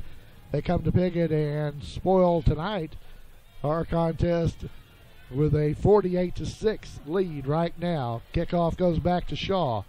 Gunner gets a cut, gets the subs. He's going to have a carry out to about the 37-yard line. That's where the Mohawks will have a couple of snaps before this one will become history as the clock continues to run at the 1:35 mark of regulation, and some of the Mohawk faithful begin to make their way toward the exits. Well, Sean, I'm not sure what you can take away from this other than Rivercrest is a very good football team. We don't have a hurry-up offense at this point, and once you get behind in running the type of offense we do, it's a lot harder to come from behind. Well, you got to give credit to the Colts and their kids and their staff. They got punched in the mouth last year, and the first time in the series that the Mohawks had won that game. Nothing surprising this time, except for the fact that the Mohawks did not put a better spread on the scoreboard. You really expected that. But Rivercrest is big. They're fast. They're good. They got a big school. They got kids out for football. Oh, my goodness. They're excited about it. Coach Chandler's been there a long time. They've got over 50 kids out for their junior high program. Oh, yeah. They were all over the place last night. And, again, this is their last hurrah at 3A as they have grown. They're going to get a new facility right there on the interstate. The Mohawks have some searching to do as we're halfway through the regular season, and we're into game 3 of the conference season. But, hey, the Mohawks are not dead, okay? This is early, and the Mohawks have a chance. The playoffs are a state championship. They're all still in the mix. That's right. So the Piggott Mohawks host the Rivercrest Colts tonight and to drop a 48-6 decision as the Tribe falls down to 3-2. Losses to Osceola and Rivercrest in conference. Next week, they'll be right back here to host the Newport Greyhounds in more 3A3 high school football action, and we'll be here to give you the call. So until next time, for Sean Parker, this is Tim Blair. We'll see you next time on YHC.